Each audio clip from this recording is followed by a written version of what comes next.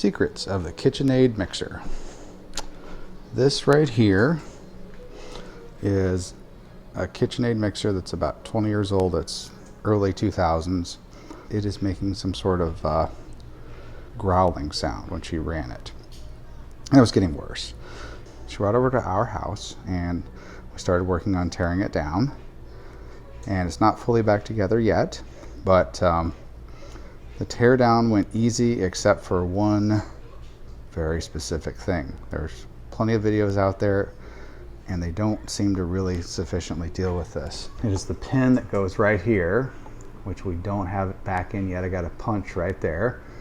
And the videos that I've seen about this say the pin can be hard to get out, but just maybe put it on its side on your lap or some other thing and just basically just hit it harder. Well, that wasn't working, and see, we knocked a little bit of enamel off there trying to, and I didn't think that was going to go anywhere. I did try to put a little bit of light oil down around it. That didn't help either.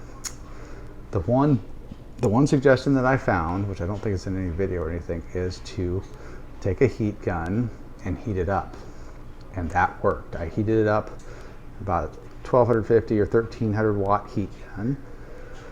Not a super expensive one or anything, but I heated it up all around here on high for about 1.5 minutes to 2 minutes. I didn't have an infrared temperature sensor or anything, temperature gun to check it, but I heated up, kind of moved around each side and tried to get all around this area. And once I got it sufficiently warm, I just tried the punch again and it came out with very little effort. So that was really good. The other thing is, well, we got it open. It's been 20 years. The grease was definitely starting to deteriorate a bit. It was still largely there, but some of it was separating from the oil, so it wasn't great condition grease. And definitely could have been changed, so we changed it out with some food grade grease that I bought. It's from what, Noble Chemical Company, so you can buy it on some of the commercial restaurant websites.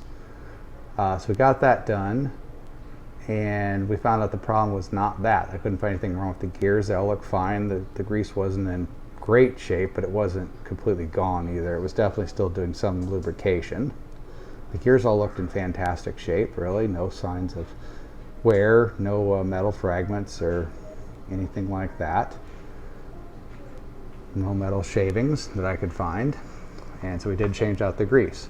Getting it back together was interesting because when you put this piece back on right here, the piece that has this pin in it can move up and down a little bit. There's a gear on the top of that, and what tends to happen is it tends to go up and then you cannot line up this hole.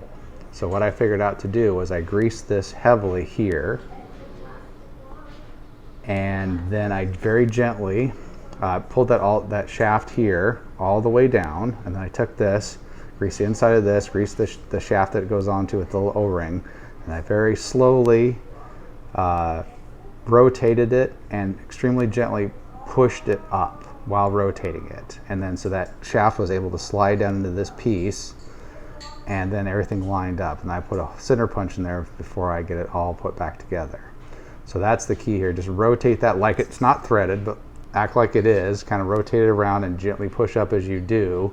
If you got sufficient grease on there, it'll go up very nicely and you'll get the hole lined up. Otherwise, that shaft will go back up just a little bit and you won't be able to get the holes lined up. So do that. Keep an eye. Remember how you got the hole oriented too. That'll help. And then you can just kind of gently take your punch and feel around for the hole that pin goes into, and you're all set. So that's that. The final thing is, what was really the cause of all this? I did find a video about it, and it was making kind of a growling noise. And it turns out that when I was looking online, somebody mentioned these, and I checked.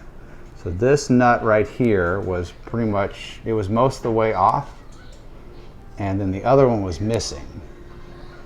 And then I was cleaning off the counter, and I found the screw later after I went out to Ace and got a replacement, but I got these back in there and got them snug, and I put some blue Loctite on the threads before I did this, and snug these up nicely, but not super snug, and the Loctite should help keep them from coming back off.